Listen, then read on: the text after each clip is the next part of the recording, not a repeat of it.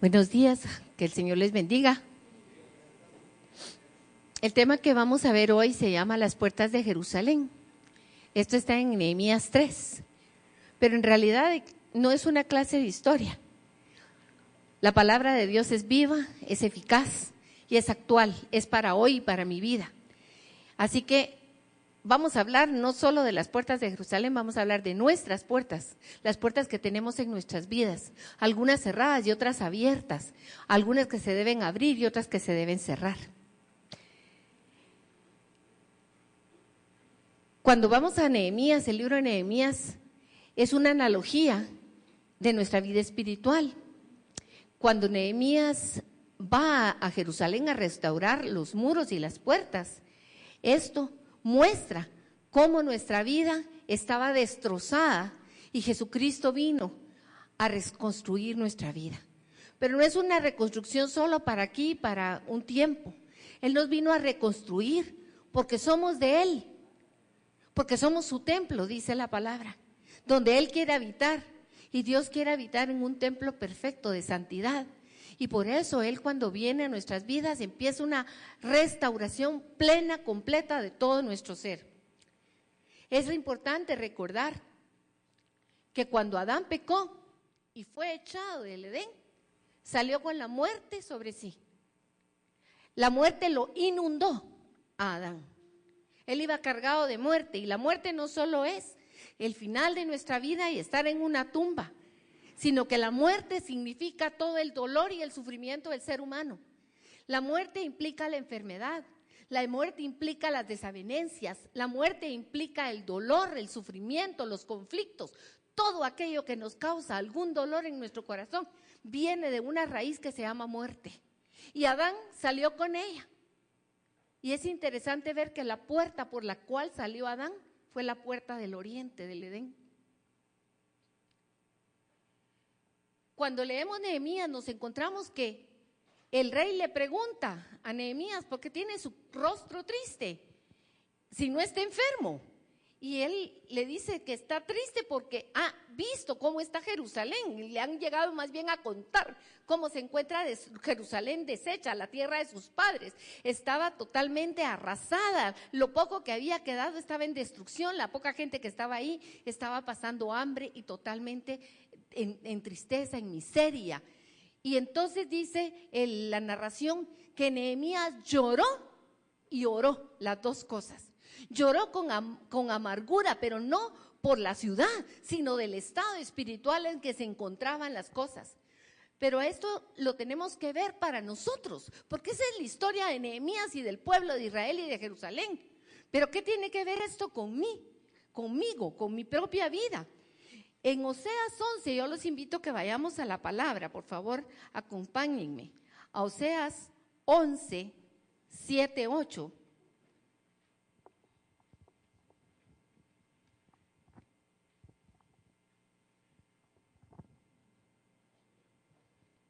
Y ahí nos dice la palabra, cuando la tengan me dicen amén. Ahí es el Señor el que está hablando. Y dice el Señor, ¿cómo podría entregarte yo, Efraín? ¿Cómo podría abandonarte, Israel? Yo no podría entregarte como entregué a Adma. Yo no podría abandonarte como a Zeboín. Dentro de mí el corazón me da vuelcos y se me conmueven las entrañas. Yo no sé si habías tú leído esta cita, pero este es Dios hablando no solo de Israel, es Dios hablando de ti, hablando de mí. Cuando Dios ve al ser humano en la miseria en que encuentra su corazón, porque Él no está allí, el corazón de Dios da un vuelco, dice, no uno, da vuelcos, dice la palabra, dentro de Él, y se le conmueven las entrañas. Dios es un Dios de sentimientos. Dios lo expresa aquí en su palabra. La situación por la que estaba en esta causa Jerusalén lo describe el profeta Jeremías en el capítulo 2, versículo 13. Le dice, 2 pecados, dice, ha cometido mi pueblo. Me dejaron a mí y se construyeron cisternas rotas. El pueblo de Israel, al igual que nosotros, dejó a Dios de lado. ¿Cuántos años? Yo no sé cuántos años pasaste tú antes de venir a Cristo. Y no sé si aquí habrá alguno que tal vez nunca le ha entregado su vida verdaderamente a Cristo. Porque el hecho de que tú estés sentado aquí en una banca no te hace creyente, ni hijo de Dios. Tú puedes haber venido aquí desde chiquito con tu mamá, con tu papá, y tal vez nunca has tenido un encuentro verdadero con Cristo. Entonces, cuando no hemos llegado al Señor, nuestro corazón está destrozado por dos razones. Una es porque hemos dejado a Dios de lado en todas las decisiones de nuestra vida. No lo hemos tomado en cuenta, como dice aquí, doble mal hizo mi pueblo. Me dejaron a mí y se han hecho cisternas rotas que no conservan el agua. Cuando hablamos de una cisterna es porque en nuestras casas no tenemos una fuente de agua viva, ¿verdad? Necesitamos algo donde, y más en las ciudades como la nuestra, donde el agua solo llega en la madrugada. Y entonces, ¿qué pasaría si nosotros no tuviéramos esa cisterna? Fíjense que cuando yo estaba recién casada, viví en un lugar que el agua solo llegaba por media hora a las 4 de la mañana. Y tenía a Alejandra en ese entonces, era una bebita recién nacida. Y yo me levantaba, porque en ese entonces no teníamos pañales desechables. Usábamos pañales de gasa todavía. Entonces, ¿cómo hacía yo para mantener los pañales? Me levantaba a las 4 de la mañana a llenar la pila, las cubetas y todo lo que hubiera, porque el resto del día no iba a tener agua. Pero se imaginan ustedes que yo me hubiera levantado a las 4 de la mañana, lleno la pila, lleno todo, y me voy a descansar, y a las 8 me vuelvo a levantar para ver, y todo vacío, porque la pila rajada y las cubetas con rajaduras. Pues eso es lo que hacía este pueblo. No solo dejaron a Dios de lado, sino que construyeron cisternas, o sea, lugares donde ellos pudieran refrescarse y tener el agua necesaria para la vida. Pero esas cisternas no eran capaces de retener el agua, porque estaban rotas. Ellos no necesitaban cisternas, necesitaban la misma fuente de la vida. Y en Nehemías hay dos nombres que resaltan. Uno es Nehemías, cuyo nombre significa Dios consuela. Y el otro es Eliasib, que significa Dios restaura. Cuando estaba yo preparando el tema y vi estos nombres, el Señor me habló a mi corazón. Porque ciertamente el Padre y el Hijo se pusieron de acuerdo para venir a restaurar nuestra alma, venir a restaurar nuestra vida, a rescatarnos, a levantar nuestros muros y nuestras puertas. Dios el Padre es el único que puede hacer la obra de restauración en tu vida. Tú no puedes. Pero Él ha enviado a su Hijo Jesucristo, que es el que nos consuela. Y Él mismo dice, es necesario que yo me vaya para que venga otro consolador. La semana pasada, cuando nos predicaban sobre la palabra de Dios, hablábamos de eso. Jesús es el Mesías que vino a traer consuelo a la humanidad. Fuera de Él no había posibilidad de ningún consuelo, de ninguna perdón, ni de ninguna restauración. Pero era necesario que Él muriera en la cruz y que se fuera, y Él nos enviaría otro consolador para que nunca estuviéramos solos. Y el consolador es el mismo que viene a vivir en nosotros. Por eso es que nosotros somos templo del Espíritu Santo. Él no viene a estar con nosotros afuera, sino en nosotros. Pero esta casa donde Él viene a habitar no es una casa que esté plenamente limpia ni santificada. Por eso necesitamos el proceso que hace el Espíritu Santo en nosotros de levantar muros, de poner puertas, de sacar la basura que hay en nosotros. El libro de Nehemías, yo te exhorto a que lo leas despacio, todo el libro. Vas a encontrar muchos detalles que te van a traer revelación de la obra que Dios está haciendo en tu vida. Isaías 61, 1, 2 dice que Jesús es el mismo versículo que toma Jesús cuando se levanta en el templo para declarar cuál es su misión. Y Isaías lo profetizó cuál iba a ser el trabajo que haría el Mesías cuando Él viniera. Y el Mesías vino y dice, Él dijo, el Espíritu del Señor omnipotente está sobre mí. El Espíritu del Señor que todo lo puede está sobre Jesús. Por cuanto me ha ungido me ha llenado de poder, me ha dado su esencia, dice Jesucristo, para anunciar las buenas noticias a los pobres. ¿Cuáles son las buenas noticias a los pobres? Los pobres somos toda la humanidad, no son los que no tienen dinero ni los que no tienen que comer. Los pobres somos toda la humanidad que no tienen a Jesucristo y que no podían regresar a la presencia de Dios. Si tú no te has considerado pobre, eres el más pobre de los pobres. Si porque tienes una casa, tienes carro, tienes bienestar y no tienes enfermedad, te sientes que estás bien y no has considerado que eres pobre, eres el más pobre de los pobres. Y dice, me ha enviado a sanar los corazones heridos, a proclamar liberación a los cautivos y libertad a los prisioneros. Fíjate en esto que está diciendo el Señor, porque ahí estás tú. Tú eras un corazón herido. Tú tenías tu corazón herido. Y no hablo solo por lo que te ha hecho el esposo o la esposa o tus hijos o tu vecino o cualquier persona que te haya herido en la vida. El corazón del hombre está herido porque no está con Dios, porque le falta la esencia de su vida, que es el mismo Señor. Dice, tuvo que proclamar liberación a los cautivos, porque el hombre estaba bajo el dominio de Satanás completamente en este mundo. Y libertad a los prisioneros. O sea, tenemos que vernos. El mensaje de Jesucristo es para mí.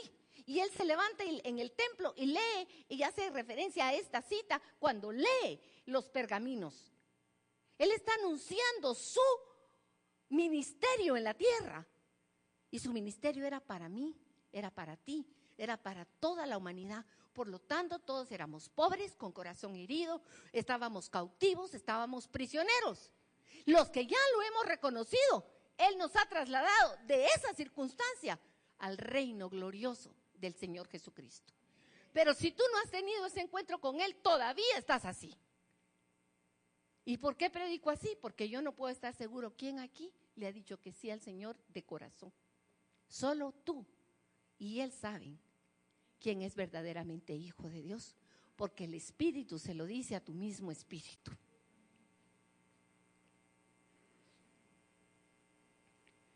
Cuando hablamos de que hay que restaurar algo, que hay que levantarlo, es porque está destrozado. Ningún hombre puede sanarse a sí mismo. Ningún hombre puede salvarse a sí mismo. Ningún hombre puede levantarse del polvo por sí mismo. Dice la palabra que es el Señor el que levanta los muros.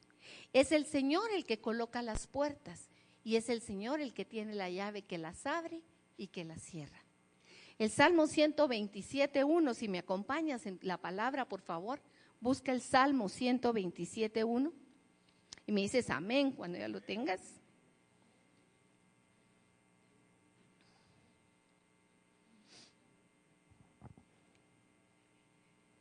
Dice así: si el Señor no edifica la casa, en vano trabajan los que la edifican. Si el Señor no guarda la ciudad, en vano vela la guardia. Yo me pregunto, ¿a qué casa y a qué ciudad se refiere el Señor? Pues en primer lugar, mis hermanos, si el Señor no guarda tu propia vida, que es la casa del Señor, ese templo que Él edificó para sí, porque Él nos hizo para estar con nosotros y en nosotros. Si Él no lo levanta, no hay quien lo levante. Y si no es Él el que edifica y el que está cuidando esa restauración, tampoco hay manera de hacerlo. El mismo Señor Jesús, cuando un rico llegó a preguntarle que qué tenía que hacer para tener la vida eterna, Jesús le dice, porque ahí hay que entender claro que este joven rico que fue con Jesús, él era un judío, tenía la ley. Entonces llega y él pregunta qué tengo que hacer, porque para él la ley era el hacer. Y Jesús le responde, bueno, cumple los mandamientos. Y el joven le responde, pues ya los cumplí, ya todos los cumplí. Ah, qué bueno, entonces ve y vende todo lo que tienes y sígueme. Cuando pasó eso, ese hombre que cumplía todos los mandamientos se fue muy triste. Y entonces Jesús le dice, en Lucas, hablando, dice que es más difícil que un rico entre en el cielo que un camello pase por la puerta por el ojo de una aguja. Y entonces los que están ahí con él, sus discípulos, se asustan y le preguntan, ¿y entonces quién podrá salvarse? Y la respuesta de Jesús es, lo que es imposible para el hombre, no dice para los ricos o para los pobres, dice para el ser humano es posible para Dios. Porque la salvación no se trataba de cumplir los 10 mandamientos. Eso lo entendemos cuando el Señor claramente nos dice que Él ha venido a salvar. Y es Él el que salva. No somos nosotros los que nos salvamos a nosotros mismos. El joven le estaba preguntando, ¿qué debo hacer yo para salvarme? Y Jesús le dice, cumple la ley. Solamente para que él entendiera que la ley estaba para darnos cuenta que es imposible cumplirla. La ley solo viene a decirnos a nosotros la incapacidad que tenemos de salvarnos y viene a decirnos que somos pecadores. Amén. Entonces el Señor es el que construye, es el que levanta, pero también es el que guarda. Y la palabra nos da la esperanza cuando Pablo dice que Él está seguro que aquel que empieza la buena obra en nosotros la va a llevar a buen fin. El que empieza la buena obra la va a concluir, pero no sin que tú estés de acuerdo. Porque si no, entonces seríamos como títeres en las manos de Dios. Él nos da todos los días poder de vida o de muerte delante de nosotros. Escoge tú, dice la palabra, bendición o maldición. Amén. Esto me llamó mucho la atención cuando Nehemías va y regresa. Tarda 3 meses en llegar de regreso a Jerusalén, de donde él estaba en Babilonia. Y cuando llega, no es que de un momento a otro dijo, ahorita me pongo a trabajar y ya levanto todo. No. Primero inspeccionó cómo estaba Jerusalén, la recogió solo, dice. Y hubo un lugar donde llegó, donde ya no pudo pasar con su cabalgadora, se tuvo que bajar, caminar a pie la ciudad. Se dio cuenta de la situación real de cómo estaba la ciudad y dice que no lo comentó con nadie. Él se dio cuenta que era necesario hacer un plan para restaurar la ciudad de Jerusalén. Cuando Cristo viene a nuestras vidas, no todo se repara de un día para otro. Nuestra vida es un proceso de restauración. Si el Señor nos mostrara cómo salimos de la porquería en que estábamos y nos trasladó, nos asustaríamos. Tal vez ahí mismo nos morimos. Con el caminar que vamos en el tiempo, en el Señor nos va mostrando las cosas y Él nos va diciendo, no tengas miedo porque yo estoy contigo. Yo terminaré esa obra que empecé en ti. No te desanimes, yo no te voy a dejar, yo te amo y aunque tú no seas fiel, dice el Señor, yo sí soy fiel. El Señor es fiel y Él nos va a sostener. Por eso es interesante ver esto, porque Nehemías se tomó su tiempo, igual que el Señor se está tomando su tiempo con cada uno de nosotros en la edificación de nuestras vidas. Porque la obra que Él está haciendo no es una obra pequeña, es una obra grande. Nos está llevando a la estatura del varón perfecto. Cuando habla Jesucristo que debemos alcanzar esa estatura, no es que tú tengas que hacerlo, porque tú no puedes. Es la obra de Dios en ti, a través de su Espíritu Santo, la que va a llegar a ese buen fin, a llevarte a ser la imagen de Jesucristo. Amén. Por eso, si tú eres un discípulo, tienes que estar tranquilo y seguro que Él hace las cosas.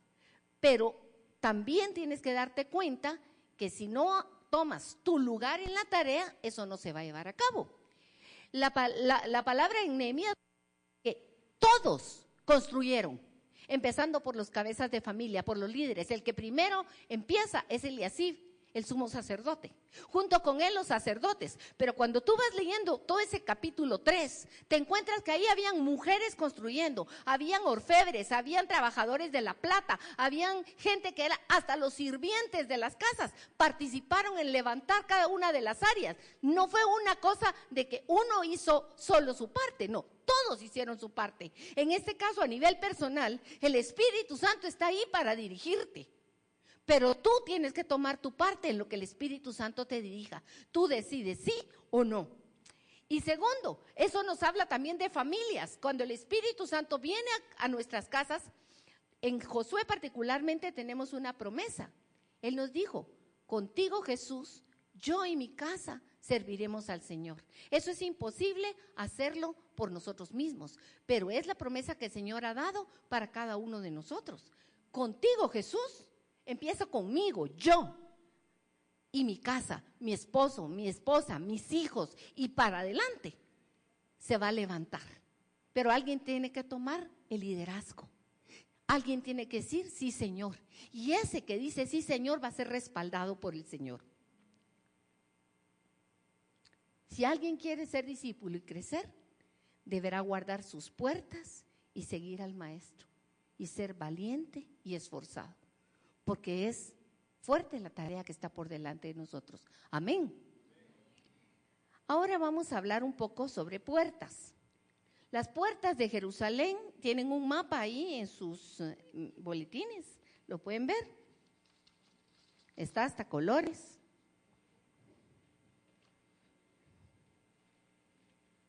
Este mapita. De este mapita vamos a hablar de estas puertas que están en Jerusalén. Yo voy a hablar solo de las puertas externas, porque aquí faltan las dos que están adentro. Yo voy a hablar de las puertas externas de Jerusalén del tiempo de Nehemías. No me voy a entretener en cada una porque mi propósito no es dar una enseñanza específica de cada puerta, sino es que nosotros, en lo personal, cada uno, podamos ir a las puertas de nuestra vida y verificar en qué estado están. Tenemos que hacer un recorrido para ver cuáles están de pie, cuáles están derrumbadas, cuáles tienen sus cerrojos y cuáles no las tienen, cuáles deben abrirse y cuáles deben cerrarse. Ese es el propósito del día de hoy. Y para poder entrar, antes de entrar, vamos a hablar un poco de las puertas en general, para traer eso a nuestro entendimiento de qué significado espiritual tiene una puerta.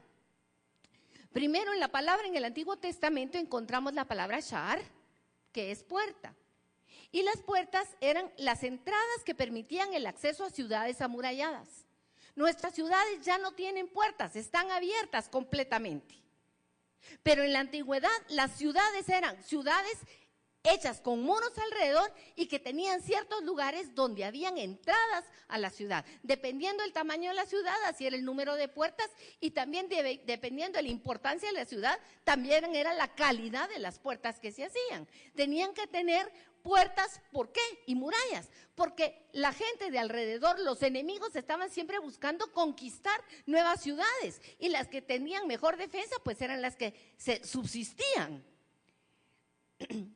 En Génesis 22:17 y Génesis 24:60 nos habla de tener las puertas de los enemigos. Y fíjense que esto es una promesa de Dios. Génesis 22:17 es el momento cuando Abraham va de camino con su hijo, lo ha llevado al monte para sacrificarlo, y en el momento que lo va a sacrificar, el Señor envía a su ángel y le dice que no es necesario, y encuentra un carnero que está envuelto entre unas zarzas. ¿Se recuerdan de ese pasaje? Y entonces el Señor ahí, Abraham le da un nombre al Señor, que es el Señor Jireh. Y ese Jireh quiere decir el Señor proveerá. Mucha gente cuando escucha el Señor proveerá, piensa que proveerá platita. Y sí, ciertamente Él también es el dueño de la oro y la plata y la suple en todo. Y Él provee la salud y Él provee todo. Pero en este caso, que es la primera mención donde se le da este nombre al Señor, es el momento cuando Él suple a alguien en lugar del que iba a ser sacrificado. Y le hace una promesa ahí a Abraham y le dice, por lo que hiciste, vas a tener las puertas de tus enemigos, tú y tus generaciones. Tener las puertas del enemigo quiere decir dominar a los enemigos. Aquel que le entrega su vida al Señor, tiene que estar seguro que el enemigo va a estar bajo las plantas de sus pies, igual que está bajo las plantas del Señor. No porque tú tengas fuerza, sino porque el Señor te lo promete, que Él no te dejará, que no te abandonará y que Él te dará la victoria sobre todos tus enemigos. Amén. También esto tiene que ver con tener una alerta. La palabra del Señor, a través de toda la palabra, nos hace la alerta. Efesios es una de las más conocidas, donde el Señor nos habla a través de Pablo y nos dice que tengamos la armadura del Señor puesta todo el tiempo, porque estamos en una lucha constante contra fuerzas espirituales, no contra carne y sangre, sino contra fuerzas espirituales que tienen mando y poder y autoridad en este mundo oscuro. Nuestra vida aquí como creyentes, mis hermanos, no es fácil. Es una vida de lucha, es una vida de batalla y nuestra armadura debe estar puesta. Pero no solo lo dice ahí, la palabra lo habla desde Génesis, cuando Dios le habla a Caín en Génesis 4:7, ustedes pueden ir a ver, que Dios enfrenta a Caín y le habla directamente, porque Caín está muy enojado. Y entonces le dice Dios, si tú levantaras tu rostro, entonces estarías bien. Pero si tú haces lo malo, el pecado anda rondándote. A la puerta de tu corazón está echado, dicen unas versiones. Imagínense, como un perro echado o un lobo, a la puerta de tu corazón está el pecado, acechando. ¿En qué momento abres la puerta? ¿Para qué? Para entrarse. Pero ¿saben qué le dice Dios a Caín? Tú tienes el poder de dominarlo. A mí me impacta esa cita, porque Caín había matado a su hermano. Pero Dios le dice que aún así, ese hombre caído podía hacerle frente al pecado. Qué tremendo, qué tremendo. Pero Pedro nos lo vuelve a advertir a los hijos de Dios, a los creyentes, en 1 Pedro 5:8. Miren, velen, sean sobrios, sean prudentes, porque vuestro enemigo, el diablo, anda como un león rugiente buscando a quien devorar. Él no quiere devorar a los que están en el mundo que no le conocen al Señor, quiere devorar a los que ya son de Cristo. Por eso es necesario la sobriedad, la prudencia y velar por nuestra vida espiritual. También, dependiendo de la importancia de las ciudades, construían no solo puertas, sino torres de vigilancia. Eso lo podemos ver en 2 de Crónicas 26:9, que habla de algunas torres que construyó el rey Usías. También las puertas nos hablan de seguridad y protección. Eso lo podemos entender claramente con nuestras casas. Generalmente las portones que dan hacia la calle, hoy en día son de hierro, ¿verdad? Yo creo que la mayoría de personas construyen y ponen portones de hierro. Pero la puerta de acceso a tu vivienda, a tu entrada, es una puerta gruesa, fuerte, bonita, de madera, con vitrales muchas veces. ¿Por qué? Porque es la primera cara de tu casa. Es una puerta hermosa, ¿sí o no? Pero también es una puerta que protege. No es una puertecita delgadita, no es una puerta de esas como de las de cortina que se mueven, no. Es una puerta de madera sólida, son gruesas. ¿Por qué? Porque necesitamos protección en lo natural y en lo espiritual. El Salmo 107, 15, 16, por favor, si me acompañan, habla de los cerrojos de metal y de hierro. El que la tenga me dice amén. Qué rápidos son mis hermanos, gloria a Dios.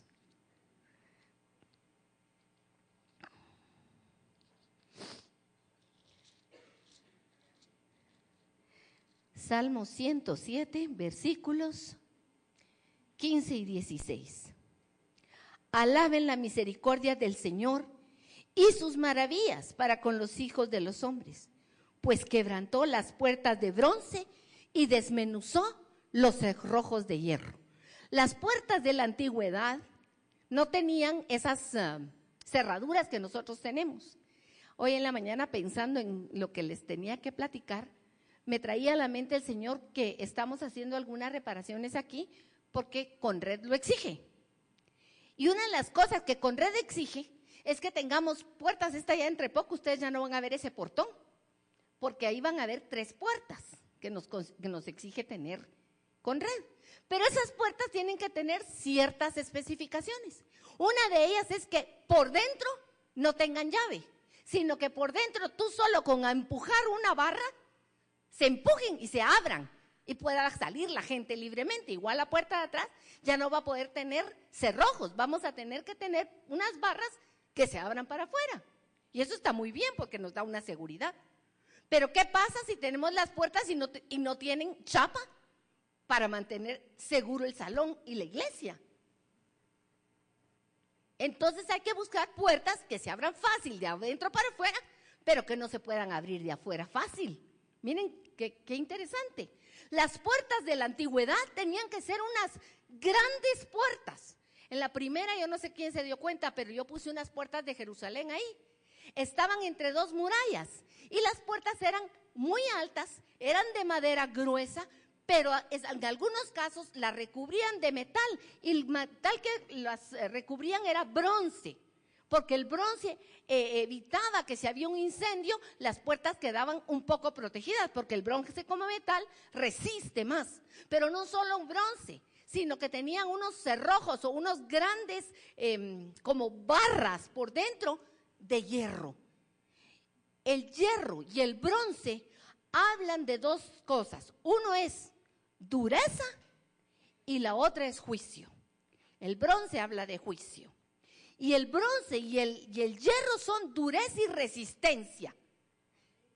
Algunas puertas son puestas por Dios para que no entre nadie por la puerta que no se haya arrepentido.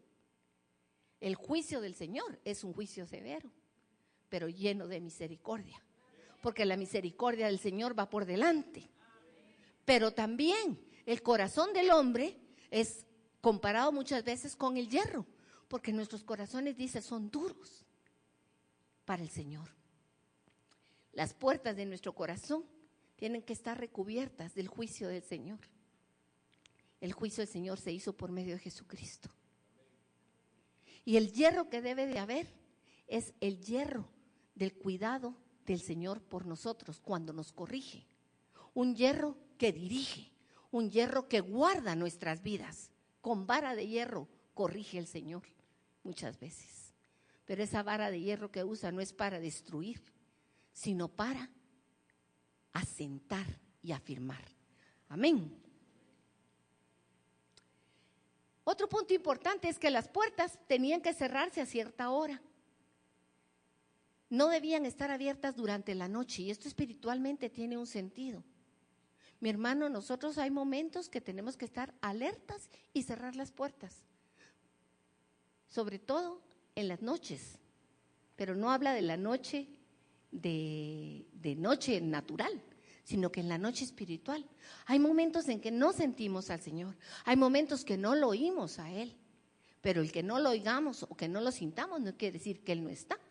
Nosotros estamos de noche tal vez, pero es cuando más tenemos que asegurar que nuestras puertas estén cerradas, porque el hecho de que yo no lo sienta no quiere decir que el enemigo no ande como león rugiente también por ahí, aunque yo no lo sienta. Amén. Y estos son solo algunos datos. Eran lugares de comercio, eran lugares de reunión, eran el lugar donde se hacían tratos y comercio, era el lugar donde una persona podía ir a buscar el auxilio y la protección de una ciudad, era el lugar donde también, ahí fue donde Boaz redimió a Ruth, en una puerta, ahí fue donde él reclamó a Ruth. Las puertas eran lugares muy importantes, por eso es importante entender que para nosotros somos una casa y no cualquier casa. Tú eres la casa del Señor, donde Él quiere habitar. Tú eres el lugar donde Él quiere morar. Y por eso Él está levantando tus muros para que nadie te pueda quitar lo que Él ya te ha dado. Para que tú eres su posesión valiosa del Señor. Amén. Ahora, con esta introducción, yo creo que sí nos podemos ir entonces a las puertas que están descritas en Nehemías. Y vamos a ver algunas de estas puertas. Si ustedes van viendo su mapa, donde está la oveja es las 12 del día. Piensen en un reloj y pongan ahí 12 a.m. Abajo pueden poner las 6 de la tarde. Y a la izquierda pongan las 9 de la noche y a la derecha las 3. Este viaje por el que nos vamos a ir por las puertas de Jerusalén empieza a las 12 del día y va en camino contrario, hacia la izquierda, como las agujas del reloj se mueven hacia la derecha.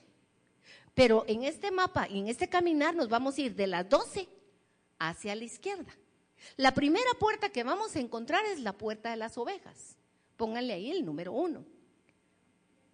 Luego ya tiene los números, ¿verdad?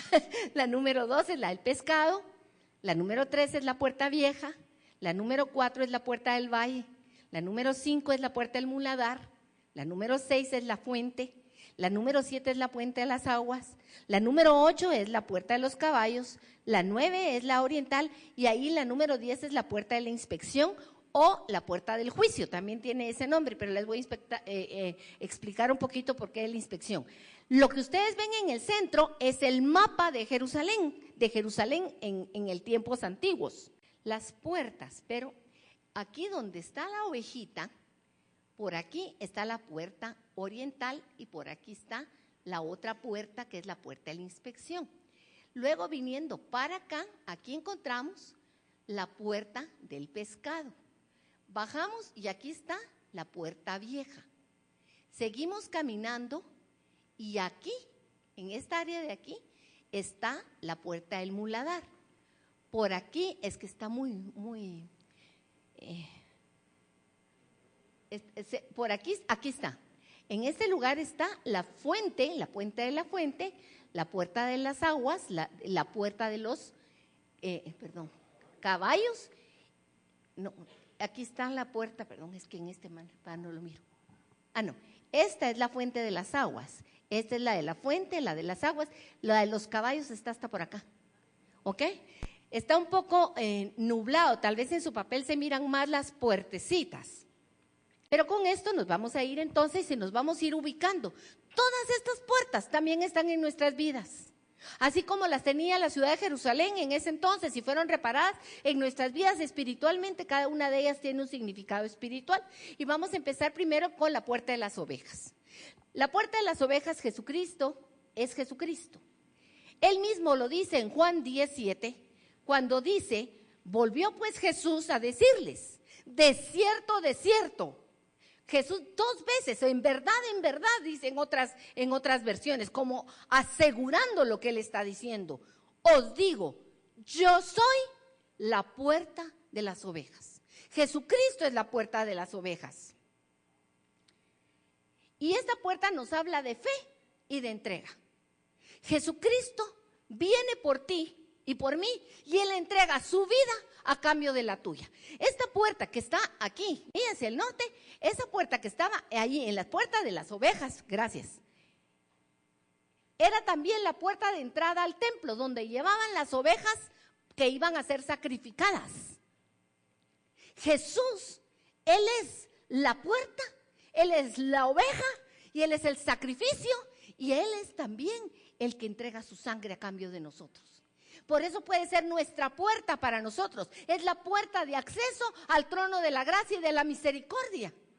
Cuando Él murió en la cruz del Calvario y derramó su sangre, la puerta de oriente del Edén, que había quedado cerrada con espadas de fuego ardiente, no solo se rasgó el velo en el templo, sino que se abrió la puerta de la presencia del Dios en el cielo para que todos aquellos que crean en Jesucristo puedan volver a entrar. Pero eso, para que se cumpla y tú puedas entrar por esa puerta, tienes que creer. Por eso habla de 2 palabras, fe y entrega. Jesús se entregó por nosotros, pero se requiere la fe en Jesucristo, no en cualquier cosa, ni en cualquier persona. Sino es la fe en Jesucristo y en la obra que Él ha hecho para que tú puedas tener acceso a ese trono de la gracia y de la gloria del Señor. Jesús mismo lo dijo, nadie viene al Padre si no es por mí. Juan 14:6 dice, yo soy el camino, la verdad y la vida. ¿El camino a dónde? El camino al Padre. Jesús es el camino que nos conduce de nuevo a la presencia de Dios. Cuando tú dejes esta tierra, cuando tu cuerpo sea enterrado, tú no vas a estar en la tumba. Ahí se quedarán tus huesos, pero tú vas a ir inmediatamente a la presencia del Señor, si es que Él no viene antes, porque si viene antes de que eso suceda, en un abrir y cerrar de ojos seremos transformados y estaremos también de regreso en su presencia, porque la puerta está abierta para los que han creído en Él. Amén. No hay otro mediador. O sea, no hay otro acceso, no hay otra manera de llegar al Padre. En 1 Timoteo 2:5 lo encontramos, porque no hay más mediador entre Dios y los hombres que Jesucristo, hombre. Y miren, lo más precioso es una puerta sin cerrojos. Cuando usted lee Nehemías, se encuentra que la puerta de las ovejas no tenía ni barras de hierro, ni cerrojos, ni nada. La puerta es una puerta que está abierta, libre, acceso, para que todo quiera y que quiera entrar. Todo lo que el Padre me da, vendrá a mí. Y al que a mí viene, no lo echo fuera. Él es la puerta, mi hermana, mi hermano. Entra por la puerta de Jesús. Si tú aún no le has entregado tu vida a Cristo, si tú no lo has reconocido como tu Señor y tu Salvador, hoy puede ser ese día. Tal vez lo hiciste en un tiempo sin entendimiento, pero cada vez que el Señor te va dando sus perlas de revelación, es una oportunidad de volverle a decir: Señor, yo creo en ti y confirmo que tuyo soy. Por favor, siéntate en el trono de mi corazón. Más adelante encontramos la puerta del pescado, es la número 2. ¿Y qué tiene que ver la puerta del pescado? Bueno, la puerta del pescado se llamaba así porque por ahí entraban los mercaderes para entrar la venta del pescado. Ustedes saben que en Jerusalén, particularmente en el oriente, se come mucho pescado. Y los pescados ahí era el lugar de las ventas. Pero también el pescado fue uno de los símbolos primeros que usaron los cristianos para identificarse. De hecho, la palabra ictus en griego significa pez. Y las iniciales de ictus son Yeush, yo no lo pronuncio bien, pero mejor se los voy a decir en español. La I de Jesús, la C de Cristo, la T de Teos, que es Dios, H que es Ios, Hijo, y Souter, Salvador. Ictus, estas iniciales significaban Jesús, Cristo, Dios, Hijo, Salvador. Era un testimonio. El signo del pescadito indicaba: aquí Jesús es el Señor. Amén.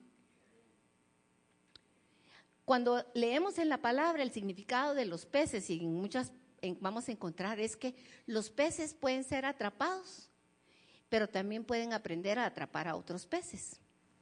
Me van a decir, ¿cómo es eso? Sí, fíjese que los hombres son comparados con peces que sufren infortunios en el mar y que son atrapados por la mala red, dice en Eclesiástico 9:12, en Eclesiastés, perdón, porque el hombre tampoco conoce su tiempo, como los peces que son presos en la mala red. El hombre es comparado al pez. Fíjense que el pez en la escala de la biología son de los que más sin cerebro son, pues, los peces. Tienen un pedacito así de cerebro, no piensan, casi que ni sienten, creo yo. Pero ¿qué pasa? Los hombres muertos en sus delitos y pecados son como peces que no están conscientes de su grandeza ni de la grandeza de Dios, y que por eso pueden ser atrapados por cualquier lazo, por cualquier red, por cualquier anzuelo. Pero Jesús vino y le dijo a sus discípulos: ustedes van a ser pescadores de hombres. Dice que algunos de ellos dejaron sus redes al instante y se fueron con Jesús. Pedro específicamente. Pedro, cuando ya Jesús está resucitado, los llega a ver y ellos han pasado toda la noche pescando y no les ha caído nada. Y ellos eran pescadores experimentados.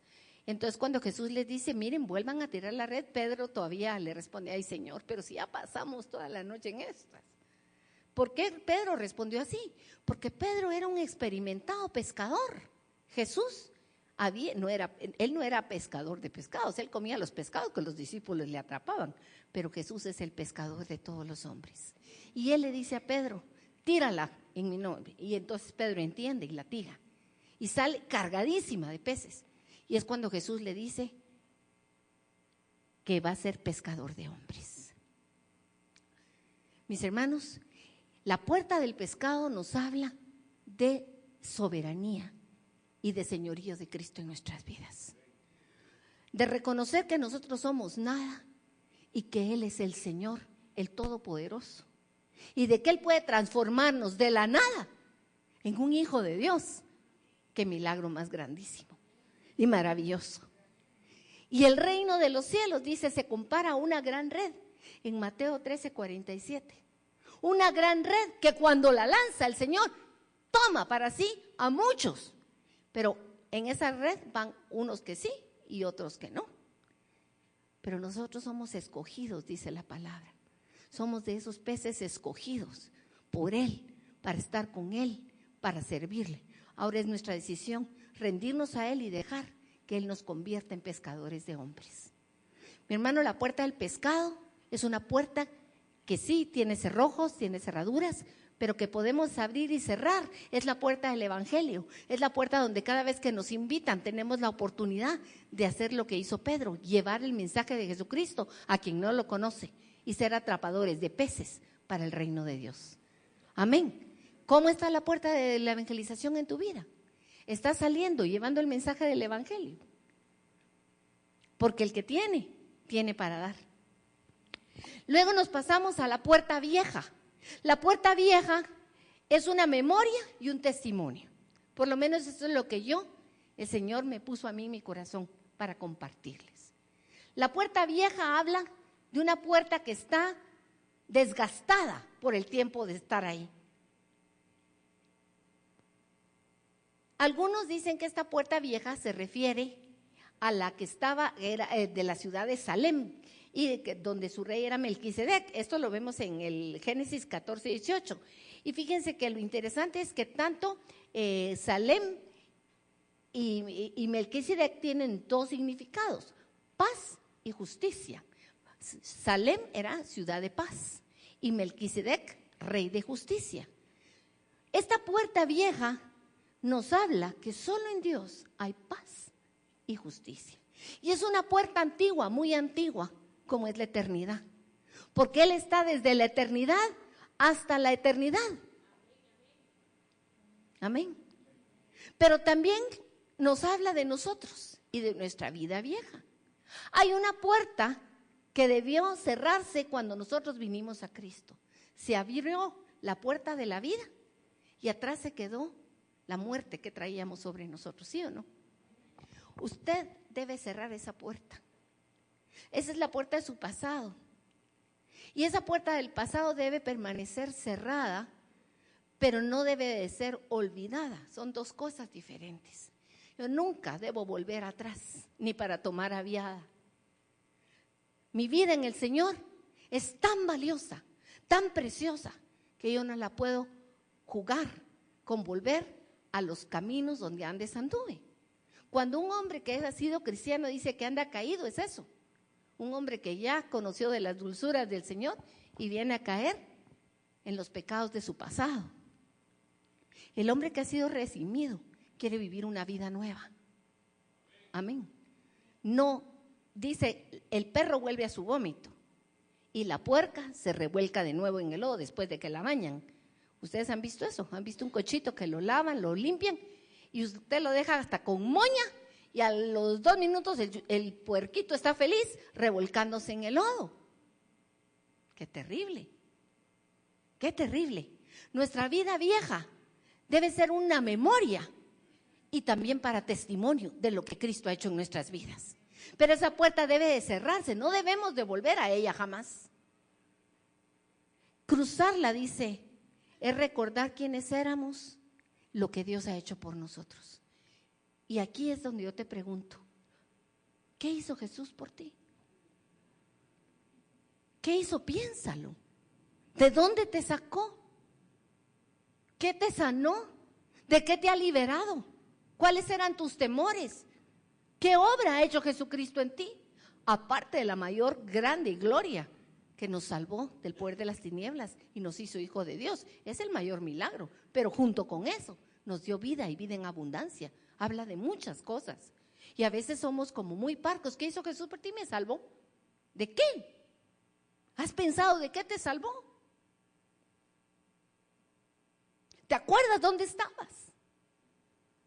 Para poder dar testimonio de ese Dios omnipotente que todo lo puede y que ha transformado tu vida.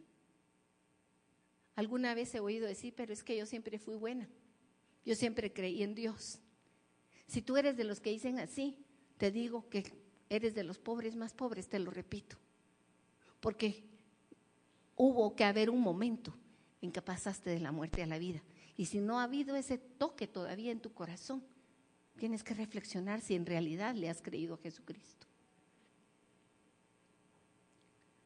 Esta puerta vieja debe ser solo un recuerdo para nunca más volver a nuestra manera pasada de vivir. Voy por la puerta del valle. Fíjense que vamos para abajo, para abajo, para abajo en el mapa. Vamos, este se llama el camino de descenso. Y llegamos a un punto que se llama la puerta del valle. La puerta del valle nos habla de Jesucristo que bajó de la gloria del cielo a la humillación de la tierra. E incluso fue a la muerte. El eterno fue a la muerte. No sé cómo sería la palabra para usar aquí, pero es un contrasentido que el Dios eterno fue a la muerte por nosotros. Filipenses 2 dice que Él dejó su gloria y se vistió como un siervo. Él no consideró que ser igual a Dios era lo importante, sino que lo importante era bajar para que los hombres pudiéramos subir. Los valles hablan de adversidad, son lugares bajos, son los lugares de humillación en nuestra vida. Los momentos donde tenemos problemas, circunstancias que nos hacen ver nuestra incapacidad. Piensa en algún momento en que te has sentido tan incapaz, tan solo, tan abandonado, tan sin nada. Pero ahí dice Santiago, en esos momentos debemos de sentirnos con sumo gozo. Porque cuando estamos ahí es cuando reconocemos nuestra necesidad de Dios. Cuando estamos en el valle de la humillación, en lo bajo de nuestra vida, es que puedo decir, Señor, no soy nada, no puedo nada, auxíliame. Cuando estoy en mis propias fuerzas no puedo, pero cuando estoy en la humillación sí, necesito bajar al valle de la humillación. El Señor tiene, nuestra vida tiene esa puerta que no la abro yo, la abre el Señor, fíjense. Esa puerta la abre el Señor para que yo salga, casi que me empuja. Como cuando los hijos crecen y uno les dice, bueno, vámonos para adelante a trabajar. O vaya a hacer su obligación. Ya es hombre, ya es mujer fuerte, haga para adelante. Hay momentos que los hijos tienen uno que empujarlos para que tomen ciertas posiciones que ya sabe uno que las pueden llevar a cabo. Cuando el Señor nos empuja a la puerta del valle es porque Él sabe que estamos cubiertos con su armadura, es porque sabe que tenemos el poder del Espíritu Santo, es porque sabe que tenemos su palabra escrita en el corazón y porque sabe que Él va con nosotros y no nos va a dejar para que en esos valles veamos la victoria del Señor. Amén. Hay dos valles a los que el Señor nos guía. Uno está en el Salmo 23, cuando el Señor habla de que Él es mi pastor. El Señor es el que me guía por valles de sombra y de muerte. ¿Cómo así? No es el diablo. No es el diablo el que te hace pasar a veces por esos momentos. Cuando tú eres un hijo de Dios, el Señor te lleva, Él te conduce por valles de sombra y valles de muerte. Y en medio de esos valles de sombra y de muerte, tú oyes su vara, tú escuchas su callado, sientes su presencia, sabes que no te va a dejar. Y como es una experiencia en tu vida, cuando vuelves a pasar por ahí, ya no tienes miedo, te has hecho fuerte en el Espíritu de Dios. Los valles de sombra y de muerte son para que el Señor nos va mostrando que vamos creciendo. Él nos guía a través de esos valles. El Señor nos guía, pero también hay otros valles a donde a veces nos lleva el Señor. A ver valles de huesos muertos, Ezequiel 37, donde el que estaba parado ahí, el Señor le habla, le pregunta a Jeremías, mira, ¿qué ves aquí? Pues veo huesos muertos.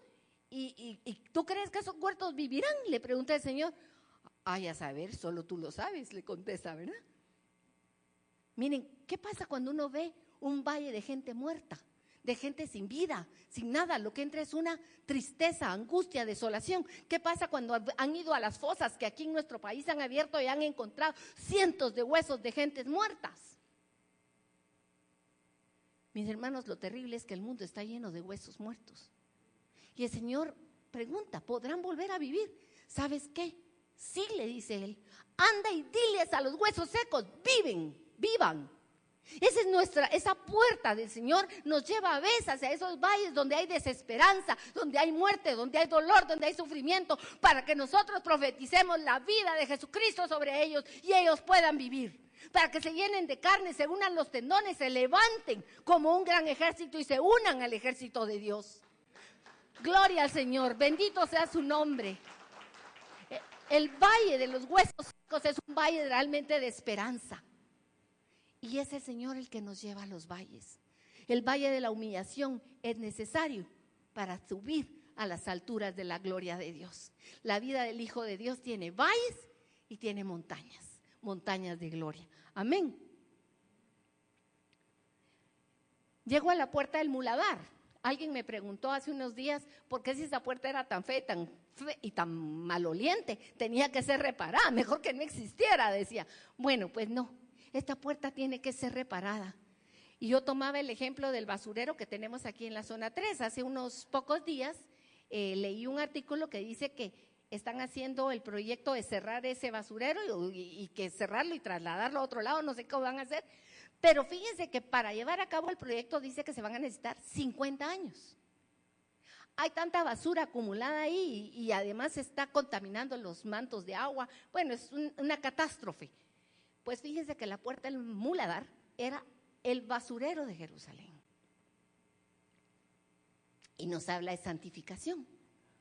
¿Qué pasa si usted acumula basura en su casa por 2 días? O 3 o 4 o 5. Se vuelve uno diario, es una cantidad de basura que hay que limpiarla. Lo que usted acumula en su corazón, mi hermano, es terrible. De adentro de usted sale la mugre. Marcos 7. De adentro del corazón del hombre. O sea, lo que sale de usted, el Señor permite que lo veamos para que lo saquemos por la puerta del muladar. Esa puerta se tiene que abrir y cuando se abre, apesta. En la puerta del muladar era donde se tiraban los desperdicios y desechos, el estiércol humano y el estiércol de los animales. Conducía al valle de Hinnom. Yo investigué un poquito porque dije, ¿qué tiene que ver ese valle? ¿Saben ustedes que Hinnom quiere decir Gehenna en hebreo? En Israel eso era lo que representaba prácticamente el infierno.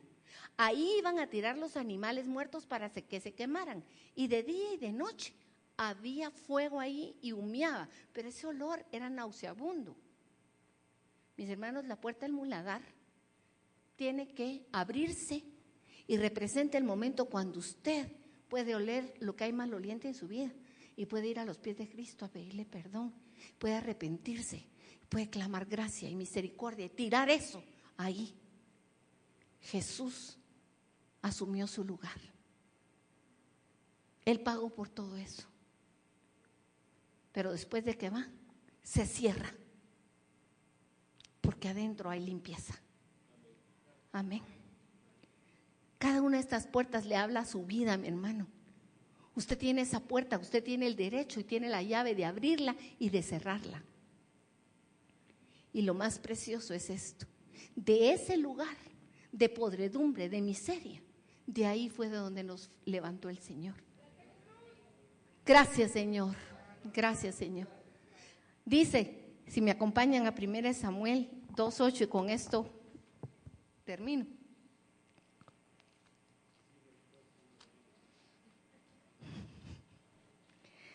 Primera Samuel 2:8. Levanta del polvo al pobre, del muladar levanta al necesitado, para hacerlo sentar con los príncipes y heredar un sitio de honor, pues las columnas de la tierra son del Señor y sobre ellas ha colocado el monto.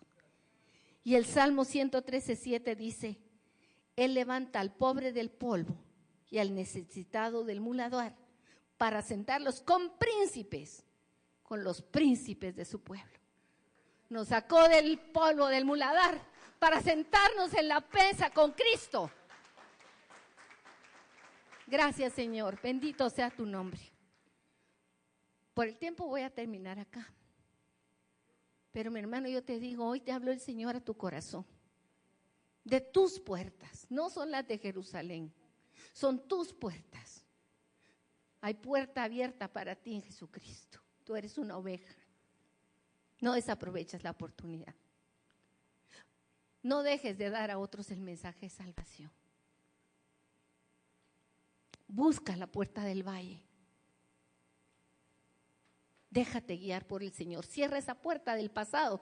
Con el perdón se cierra muchas veces la puerta del pasado. El perdón es un arma maravillosa de Dios para el pasado. Si tú constantemente regresas al dolor del pasado, echa llave con el perdón.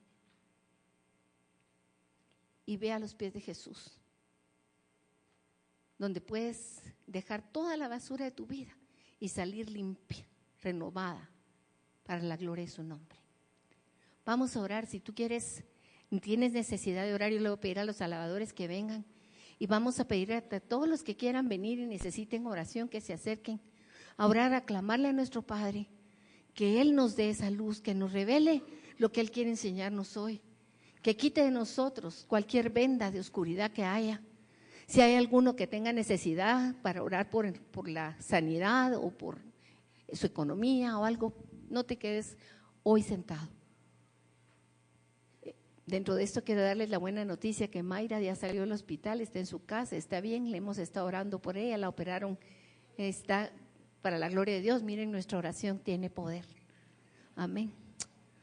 Oremos, mis hermanos.